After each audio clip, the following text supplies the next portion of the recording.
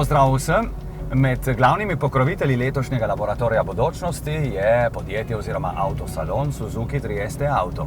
Francesco Schillani nam bo zdaj razložil, zakaj so hibridne tecnologie prihodnost mobilnosti.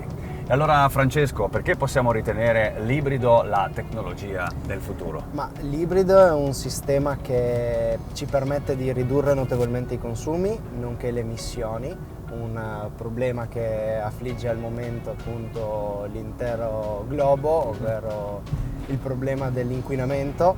Di conseguenza Suzuki è all'avanguardia per quanto riguarda l'utilizzo di questa tecnologia.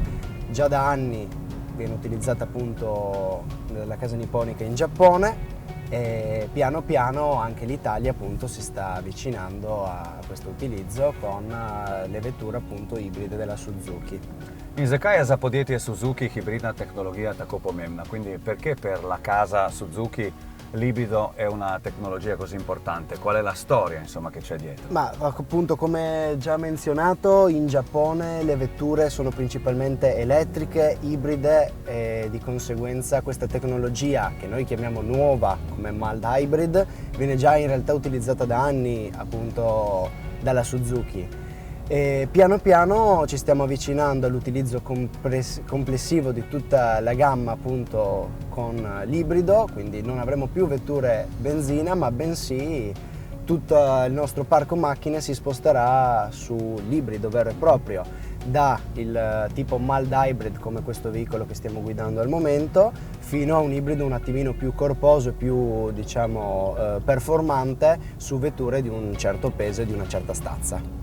In torej, katere so glavne značilnosti vaših hibridnih avtomobilov? Quindi quali sono le caratteristiche principali delle vostre macchine a ibrido? Questa macchina utilizza un generatore integrato ISG, che sta proprio per Integrated Starter Generator. Diciamo che funziona come un vero e proprio motore elettrico. Va a sostituire il tradizionale alternatore, migliorandone l'efficacia.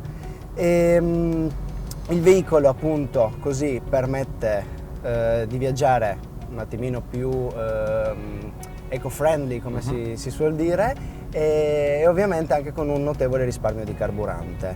Come menzionato prima questo tipo di ibrido viene utilizzato su diverse vetture della gamma Suzuki, le più diciamo così dette piccoline, partendo dalla Ignis, la più piccola di 3,60 m, fino ad arrivare alla Baleno, 4 metri, con in mezzo la Swift, che siamo intorno ai 3,85 m. Ja, in tako nedvomno lahko rečemo, da so hibridne tehnologije mobilnost prihodnosti.